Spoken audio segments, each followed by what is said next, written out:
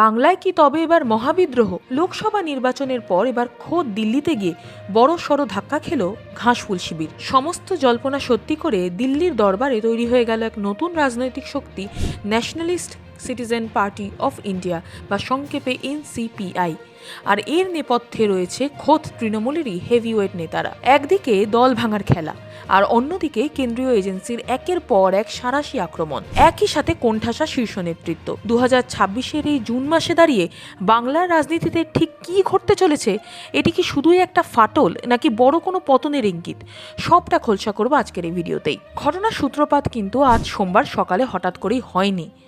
রাজ্য বিধানসভার সাম্প্রতিক রদবদলের পর থেকেই ক্ষোভের আগুন জ্বলছিল দলের অন্দরে, আর আজ সেই আগুনটাই প্রকাশ্যে চলে এলো। তৃণমূল কংগ্রেসের একদল বিক্ষুব্ধ লোকসভা সাংসদ, যাদের নেতৃত্বে রয়েছেন বর্ষীয়ান নেত্রী কাকলি ঘোষ দস্তিদার, তারা সোজা পৌঁছে যান দিল্লিতে।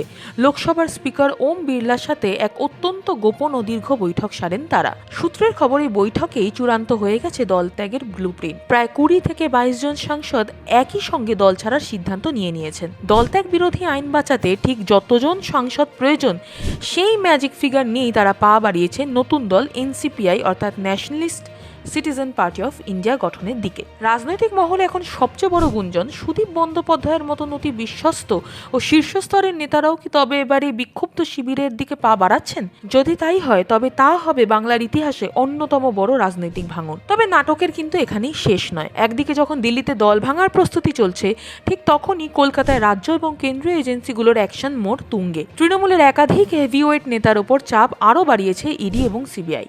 যেমন মদন মিত্রের বাড়িতে তল্লাশি, পুরনিয়োগ দুর্নীতি মামলার এক বিশাল টুইস্ট এসে গেছে এখানে। তৃণমূল বিধায়ক মদন মিত্রের ভবানীপুরের বাড়িতে হানা দেয় এনফোর্সমেন্ট ডিরেক্টরেট। ঘন্টার পর ঘন্টা ধরে চলছে নথিপত্র খতিয়ে দেখার কাজ। শুধু তল্লাশি নয়, বড়সড় ধাক্কা দিয়ে গ্রেফতার করা হয়েছে রাজ্যের প্রাক্তন হেভিওয়েট মন্ত্রী সুজিত বসুকে। এই গ্রেফতারি রাজ্যের রাজনৈতিক সমীকরণকে আরও জটিল করে তুলেছে। একদিকে দিল্লির সাংসদের বিদ্রোহ, আর অন্যদিকে ঘরের মাঠের একের পর এক নেতার আইনি জালে জড়িয়ে পড়া।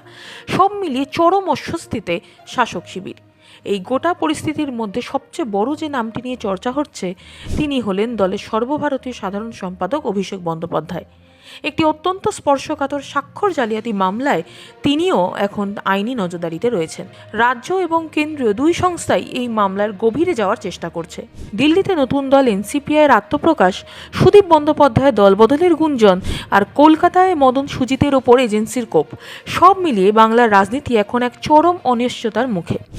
আপনার কি মনে হয়, এই নতুন দল NCPI কি বাংলার রাজনীতিতে কোনো বড় পরিবর্তন আনতে পারবে, নাকি তৃণমূল এই ঝড় সামলে নিয়ে নেবে?